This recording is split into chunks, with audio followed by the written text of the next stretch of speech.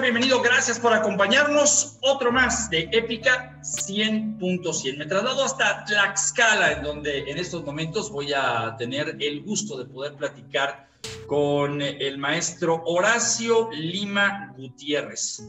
Alguien que hizo llegar a los 100 días de esta pandemia una narrativa que se llama El Profesor Ego. Ya estaremos platicando con él un poco acerca de esta inventiva que, pues, a manera de novela, narra lo que en Tlaxcala sucede, mientras que en las noticias se hablaba de como una ola estar llegando poco a poco a inundar nuestro México. Maestro, gracias por acompañarnos, bienvenido.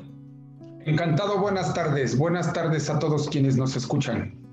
Maestro, primero que nada, ¿cómo es que en Tlaxcala se recibe la llegada de la noticia del COVID-19 a México? Tlaxcala, tan lejos y tan cerca de la pandemia al principio. Es cierto, en Tlaxcala, el estado más pequeño de la República Mexicana, teníamos la esperanza de, por tener esta condición geográfica y territorial, no nos invadiera el virus. ¿Cuál fue la sorpresa?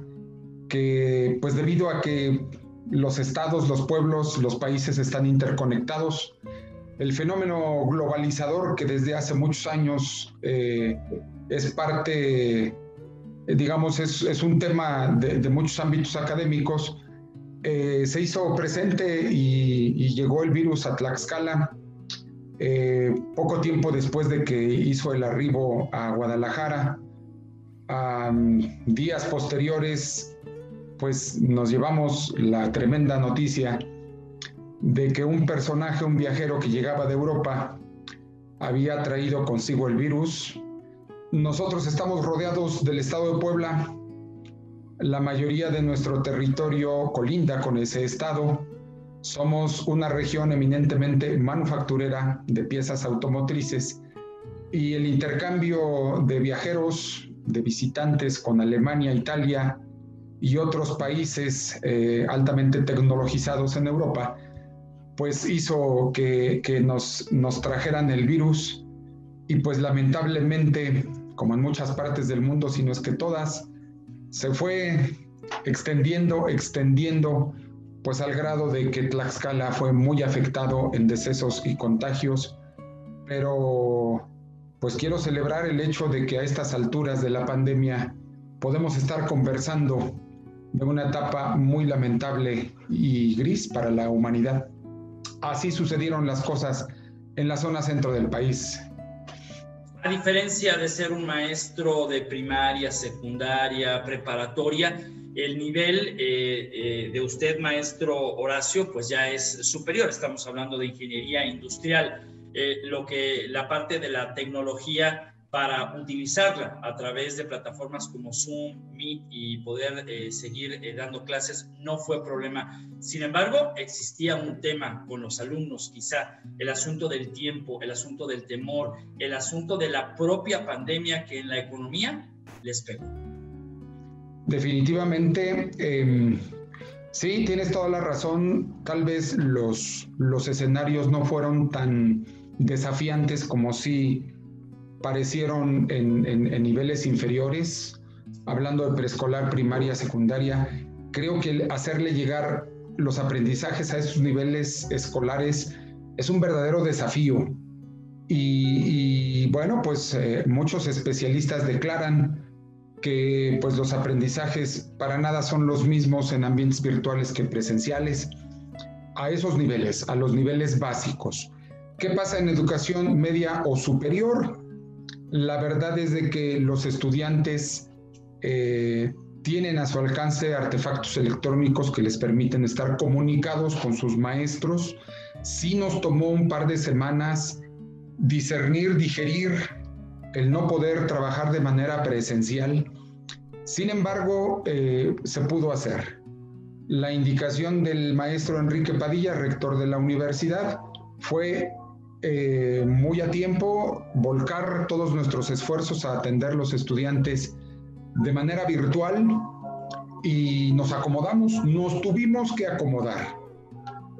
Quiero también hacer alusión a un estudio que personalmente dirigí, en donde se les preguntaba a los estudiantes qué sentían, cómo sentían los aprendizajes a través de medios virtuales en relación a ambientes presenciales, y pues lamentablemente responden que hay una brecha entre un 20 a un 40% de aprendizajes por debajo de los que se dan en el salón de clase, en ambientes frente a frente, en la interacción física con el maestro. Pues estamos haciendo enormes esfuerzos por diseñar, por estructurar de mejor manera nuestros cursos, echar mano de tantos recursos de apoyo al aprendizaje con los que cuenta la web, para hacer experiencias significativas de aprendizaje en nuestros jóvenes. Creo que esa es la clave de esta nueva modalidad, generar experiencias de aprendizaje significativas en los jóvenes que simule lo mayor posible el aprendizaje a través de la acción. Es complicado porque dentro de una casa algunas materias lo permiten, tal es el caso como electricidad, seguridad e higiene, algunas materias que incluyen nuestro mapa curricular. Es posible que los estudiantes apliquen los conocimientos dentro de su casa, pero no todas las materias tienen esa facultad. No obstante, pues sí, estamos haciendo enormes esfuerzos por utilizar todas las bondades de la web, las bondades de las distintas plataformas, y yo desearía que en una futura entrevista pueda presumir que los aprendizajes son los mismos en ambientes virtuales que presenciales.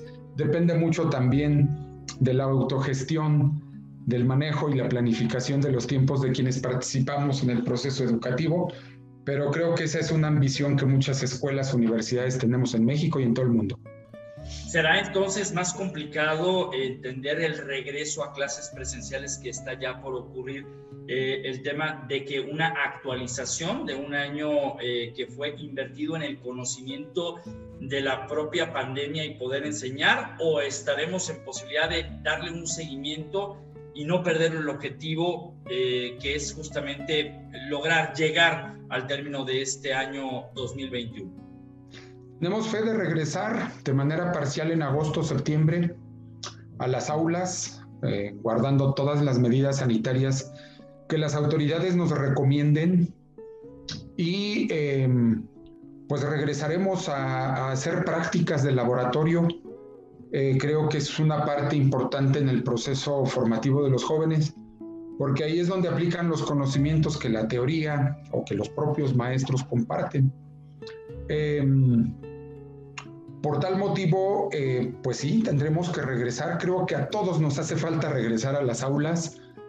Y bueno, también quiero presumir, quiero compartir que hay toda una infraestructura digital en cursos en línea, en tutoriales, en enlaces de apoyo, en grabaciones, porque las clases están siendo grabadas.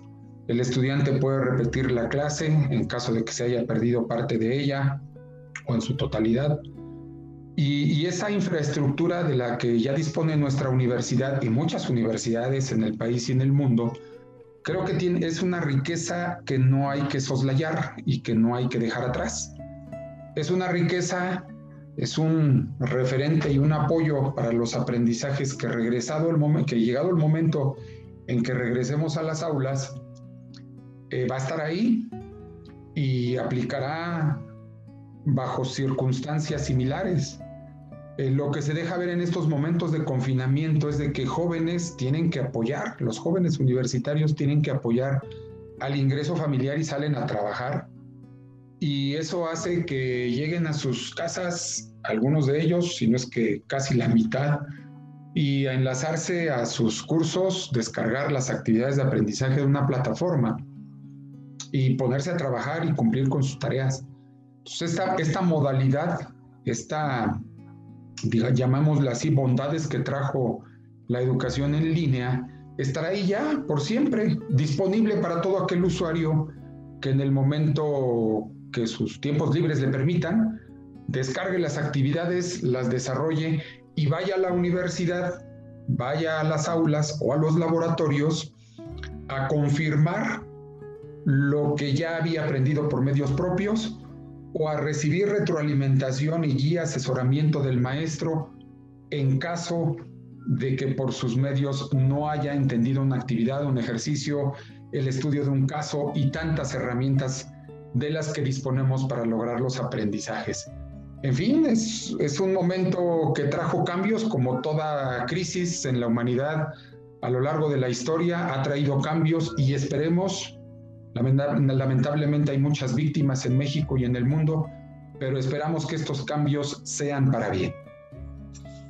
Maestro, cuénteme un poco acerca de la narrativa que estaremos en unos instantes compartiendo, El Profesor Ego. ¿Cómo es que nace la inspiración en medio de un Tlaxcala que se encontraba en medio de la zozobra de lo que se decía, lo que estaba ocurriendo, y además una descripción de lo que sucedía en aquel entonces, donde los ruidos cotidianos comenzaban a apagarse? ¿De dónde nace el maestro Ego? Pues tal vez de una personalidad que me distinga en parte de ese egocentrismo que el ser humano a nivel mundial ha manifestado, y que es, me parece, una de las razones por las cuales pues aparecen estos virus que, como el COVID-19, como el que ahora llamado COVID-19, que nos hacen pensar un poco en que no somos los únicos en la Tierra. O sea, somos parte de un ecosistema, somos parte de una comunidad, y tenemos que aprender a convivir con los animales, con las plantas, con los árboles, y guardarles el debido respeto y el debido espacio. Le titulo Maestro Ego porque la pandemia nos hizo ver que es una reacción de la Tierra frente a años de estar demeritando o haciendo menos especies animales y vegetales que tienen un rol en nuestro mundo. Nos es fácil arrojar la basura a las cañerías, a las barrancas. Nos es fácil quemar los pastizales. No sé si se ve en la región norte del país, pero en Tlaxcala hay una quema de pastizales desmesurada.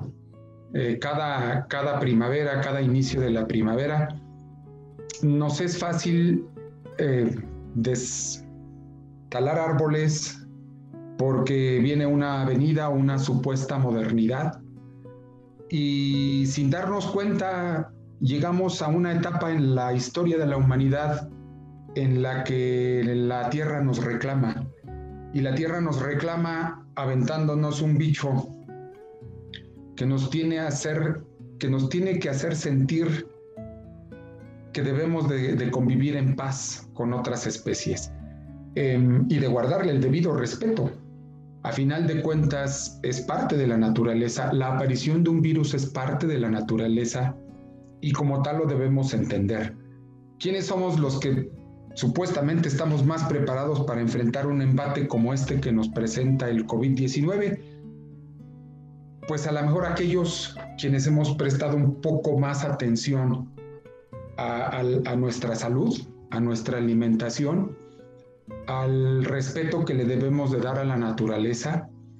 Y por eso yo cierro el cuento con que muchas creaciones artísticas, hablemos de películas, hablemos de cápsulas, como les quieras llamar, le han dado la voz a animales, criaturas, personajes ficticios. Hablo sobre todo de creaciones de dibujos animados. Le han dado voz a distintas criaturas, animales y demás, y muchas de ellas narran cómo se sienten amenazadas por la presencia del ser humano.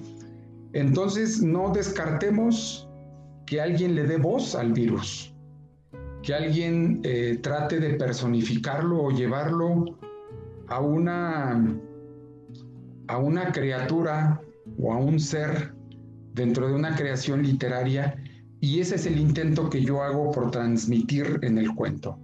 Hay un docente apellidado Acuña en el cuento, que es muy egocentrista, que vive en Tlaxcala, que Tlaxcala es un territorio hermoso por la presencia del cultivo del durazno, pero que también está susceptible, y si no presta atención a ese respeto que le debemos de brindar a la naturaleza, el virus nos va a caer encima y nos va a destrozar.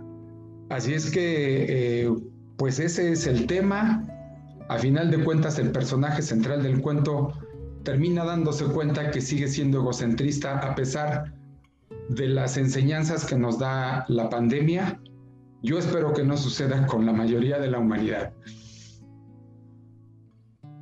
A ver, nada más antes de irnos a la lectura, vamos a llegar a un momento en el que también en el cuento se habla de la grandeza de la cultura mexicana a través de una estrofa de algo que nos recuerda el tequila, el mariachi, pero también llevado a la pandemia es algo muy serio, y que digan que estoy dormido y que me traigan aquí, México lindo y querido, si muero lejos de ti.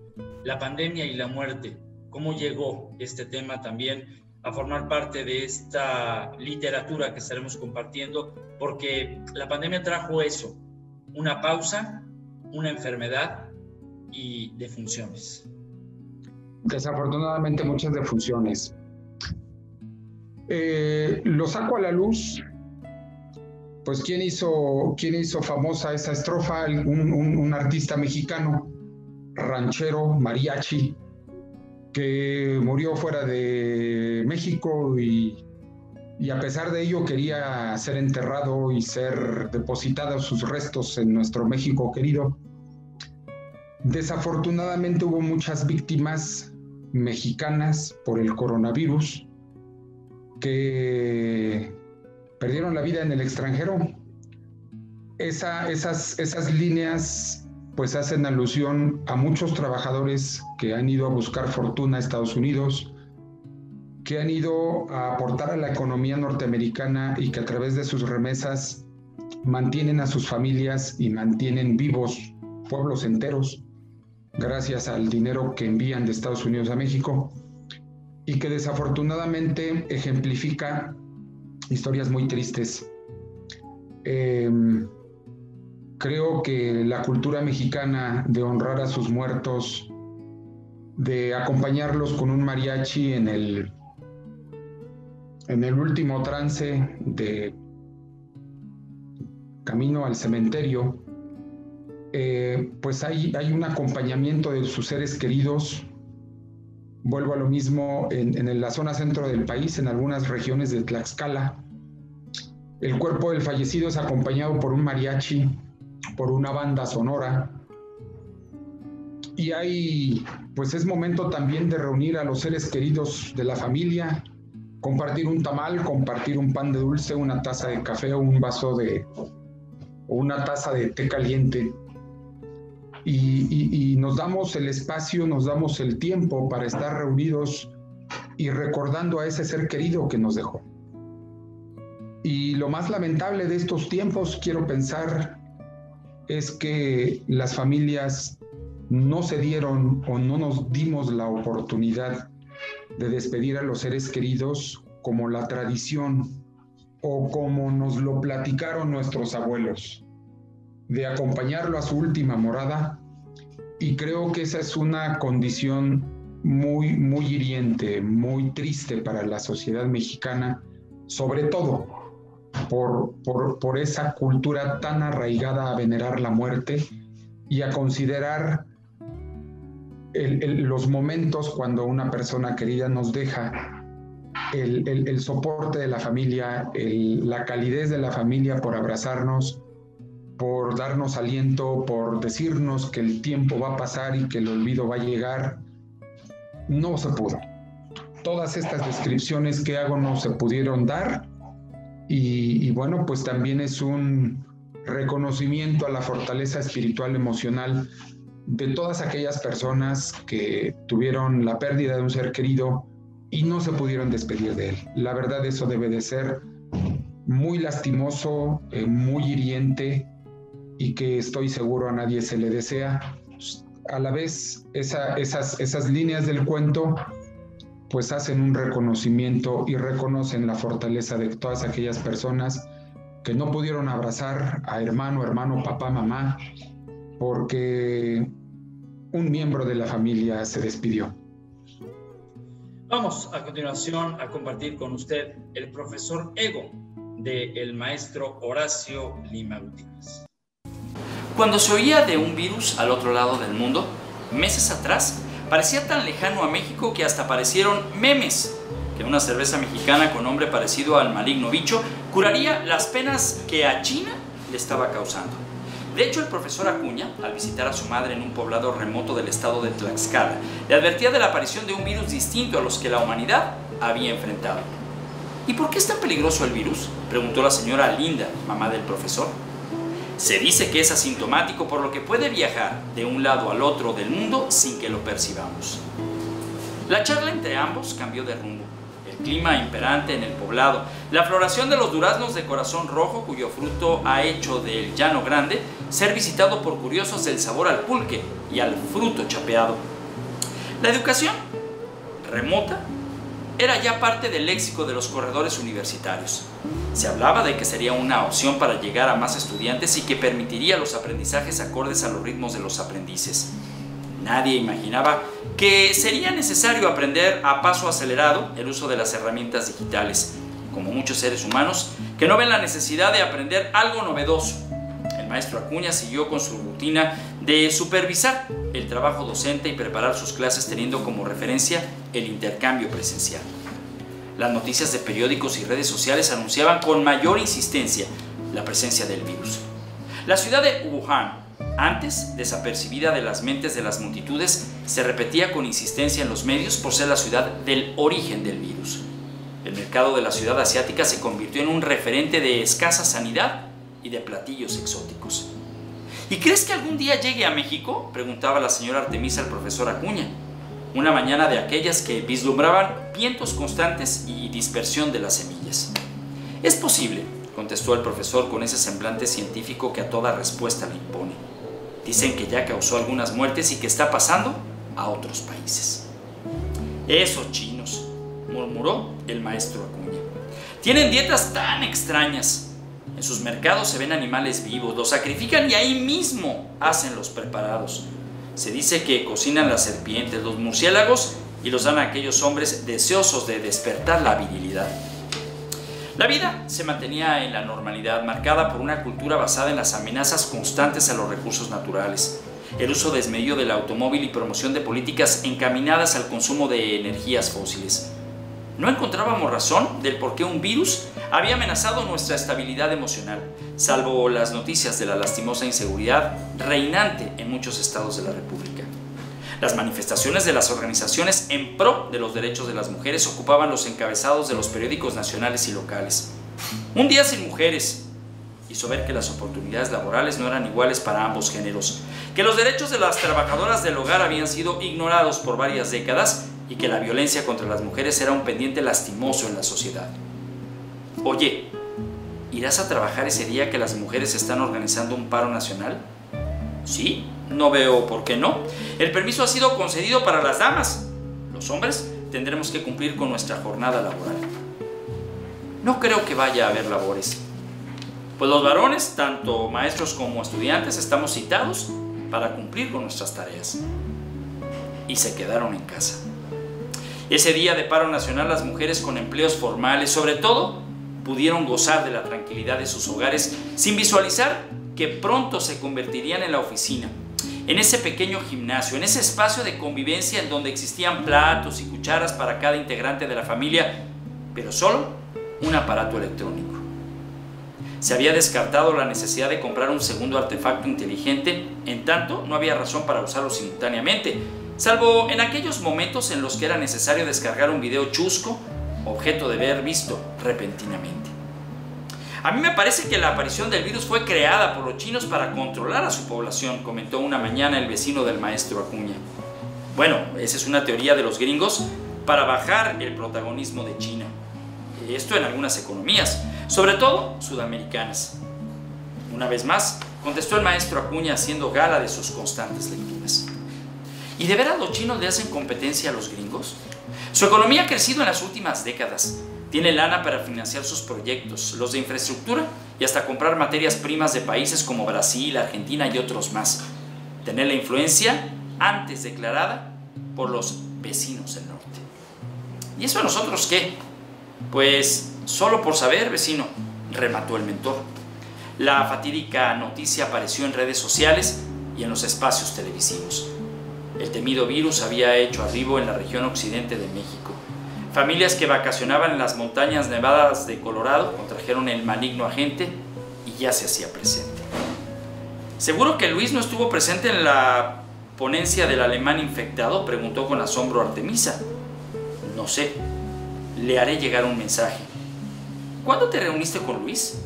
Hace una semana, contestaba el profesor con una seguridad simulada, deseoso de no preocupar a su inquieta esposa. Y es que hay momentos en los que el miedo se apodera de la mente, ese sentimiento que no experimentaba el profesor desde hace mucho. Los comentarios de los alumnos que visualizaban a un maestro cargado de seguridad de sus clases, motivada por años de experiencia, le venían a la mente y parecían un vaivén entre el aplomo y el miedo.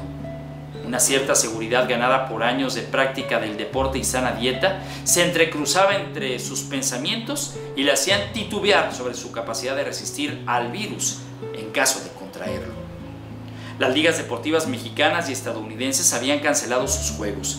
Luego, anunciaban la suspensión indefinida de la temporada. Los casos de coronavirus exigían el aislamiento de atletas y los Juegos Olímpicos estaban en duda. Un país que presumía una contención exitosa de los casos de COVID-19 manifestaba que la cita atlética tendría que posponerse. ¿Llegará en algún momento a Tlaxcala?, inquirió una vez más Artemisa, sintiendo esa curiosidad permanente de escuchar una buena noticia. Es seguro que sí. Las notas dicen que se propagaría en prácticamente todo el mundo. ¿Y qué vamos a hacer? Resguardarse y tomar todas las medidas que los expertos de la salud recomiendan. Esa tarde, los esposos atiborraron la alacena de su pequeño hogar. Se dirigieron al centro comercial y se dispusieron con víveres para enfrentar un encierro que, decían, no tardaría más de un mes. Las reuniones remotas, que no habían sido usadas más que en un par de ocasiones, se volvieron el medio diario de comunicación con maestras, estudiantes y hasta con la propia familia. Las notas respecto al diseño del curso fueron retomadas y estudiadas con ahínco. Las recomendaciones de plataformas educativas se volvieron recetas diarias para evitar preguntas genéricas de estudiantes que se esforzaban por comprender la esencia de las propias clases. Papi, ya llegó el virus. Un médico de San Jorge está infectado, declaró la señorita Tara, hija del profesor. Creo que no hay que decirle a tu madre. Se va a enterar. Este asunto ya está en las redes sociales. Una mañana, al despertarse el profesor, pudo ver en la pequeña pantalla de su aparato electrónico una petición de una joven por comunicarse con ella. Su compañero Jonathan había contraído gravemente el virus y se encontraba ya en terapia intensiva. Mayor dolor sintió el profesor cuando se enteró de que el joven había fallecido 2 días atrás.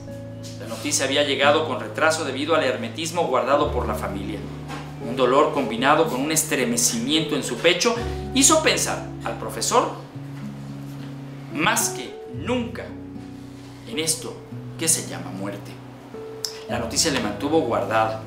Artemisa vivía días de parcial tranquilidad como para perturbarla con una trágica noticia. ¿Tienes comunicación con la familia de Jonathan?, preguntó el maestro Acuña a la joven estudiante. Solo con su mamá, respondió detrás del articular. ¿Cómo está la situación económica de la familia? Ya se imaginará, maestro, han perdido ya al padre y al hijo. Creo que les llevaré una despensa. Tal vez esa entrega les haga pasar un momento menos amargo. Los momentos más estremecedores, decían los galenos que se manifestaban por distintos medios, eran aquellos en los cuales las familias no podían despedirse de sus seres queridos. Martín Rodríguez, residente neoyorquino por 15 años, tuvo que ser trasladado en cenizas 3 semanas después de su deceso. Esa costumbre tan arraigada en México de acompañar a los difuntos en su última morada y aportar cobijo a los deudos, se veía tristemente alterada por un virus que imponía 0 tolerancia a las reuniones. Así sucedió con Martín. A pesar de toda la impotencia de la familia Rodríguez, la intención de ser regresado a México se cumplió en Martín, trabajador de la construcción, quien tarareaba muy a menudo la canción hecha famosa por aquel Jorge Negrete. Así relataban sus compañeros de trabajo: que digan que estoy dormido y que me traigan aquí. México lindo y querido, si muero lejos de ti. Qué difícil para muchas familias, resumía Artemisa, una ocasión que se disponían a preparar el desayuno. Es cierto, asintió el profesor. La aparición de un virus había vuelto a poner el nombre de Dios en el léxico diario de todas las familias, especial la de la familia Acuña. Las llamadas telefónicas por saber el estado de salud de parientes y compañeros de trabajo eran más intensivas que nunca. Profesores con contagio y familias disminuidas por la contracción del virus eran mensajes llegados día tras día a los oídos del maestro. Las semanas pasaban y las noticias de infectados y curados se volvían parte de una cotidianeidad. El nuevo virus, que muchos comparaban con aquel aparecido en abril del 2009, empezaba a ocupar menos espacio en las distracciones del mentor. Las actividades físicas recuperadas parecían otorgar cierta tranquilidad. El confinamiento y la permanente compañía de Tara lo habían hecho más empático hacia el cuidado de los animales. Esa penosa conductora y conducta atraída a la vez desde la infancia de mostrar desdén hacia la fauna parecía estar desapareciendo. De hecho, veía a las dos mascotas, Pipa y Mía, parte de la familia. ¿Acaso existía un resquicio de egocentrismo que tantas veces le habían recordado en casa? El maestro volteaba al pasado y pensaba haber puesto fin a ese sentimiento de estar por encima de todo. Cuando una tarde, hojeando las habituales lecturas dominicales, divisó una sentencia que habría de quedar grabada para el resto de su vida. La sentencia declaraba el absoluto egocentrismo de la humanidad, manifiesto más allá de cualquier ser vivo. Reflexionó en torno a la histórica obstinación del ser humano de adecuar al resto de los seres vivos a sus caprichos y comodidad, y concluyó diciéndose para sí: existen tantas creaciones artísticas que le han dado vida y voz a las especies. No tardará quien le dé voz a un virus, y se dio cuenta que su egocentrismo seguía presente. Bueno, pues ya hemos compartido con todos ustedes esta narrativa que llegó aquí a Editorial Unizán, generando, entre otras cosas, no solamente un cuento, sino también una realidad. Antes de comenzar esta entrevista, el maestro Horacio me permitió un minuto para ir a cerrar la puerta y evitar que esos sonidos, los sonidos habituales de una ciudad, se filtraran a esta grabación, sonidos que dejaron de escucharse, sonidos que formaban parte de la realidad a la que pues habíamos estado tan acostumbrados que se nos hacía pues ya cotidiano. Hoy la nueva realidad comienza a tener estos matices, y justamente platicaba con usted, maestro Horacio, cuando escuchábamos al de las nieves, cuando escuchábamos a los perros, cuando escuchábamos nuevamente esa Tlaxcala que empieza a despertar de este letargo. Pero ¿cómo será el reencuentro con los alumnos? Aunque en su caso, como lo digo, ya son alumnos más especializados, son adultos, pero no deja de haber un cariño, un deseo de un maestro por ver cara a cara a quienes comparten este valor de la enseñanza. Definitivamente, guardamos la esperanza de que esos tiempos ya sean muy próximos y que sea cuestión de meses por reunirnos y saludarnos en persona. Maestro, quiero apreciar el tiempo que nos ha dado y sobre todo que haya compartido con nosotros este cuento inspirador de un maestro ego, de una Tlaxcala que nos describe con todas sus letras, con ese sabor del durazno, con ese momento en el que la música también se convierte en el acompañante de algo que llegó y que se mantuvo con reservas. Pero quiero hacer un reconocimiento al estudio que de mutuo propio se realizó para conocer realmente el impacto de la educación durante la pandemia. Y está el compromiso de que en cuanto tenga completo, poderlo compartir con nosotros y a través de nuestros informativos, a través de este mismo canal de YouTube, poder hacer llegar esto pues prácticamente al mundo, porque es muy importante también medir de quienes hacen posible la educación en el país, esa la percepción de cómo se transmitió y cómo debe transmitirse el conocimiento, no en tiempos de pandemia, pero sí en el conocimiento de esto que nos llega, que es básicamente la educación a distancia. Muchas gracias, maestro. Un honor haber participado en Épica 100.100. Esperemos no sea la única convocatoria que nos hagan llegar, porque este tipo de iniciativas pues despiertan la creatividad y el interés literario de muchos a quienes nos gusta sentarnos con una copa de vino, con una taza de café, a arrastrar el lápiz y pues da muestra de la riqueza cultural que hay en nuestro querido México. Muchísimas gracias. Gracias a ustedes por la invitación.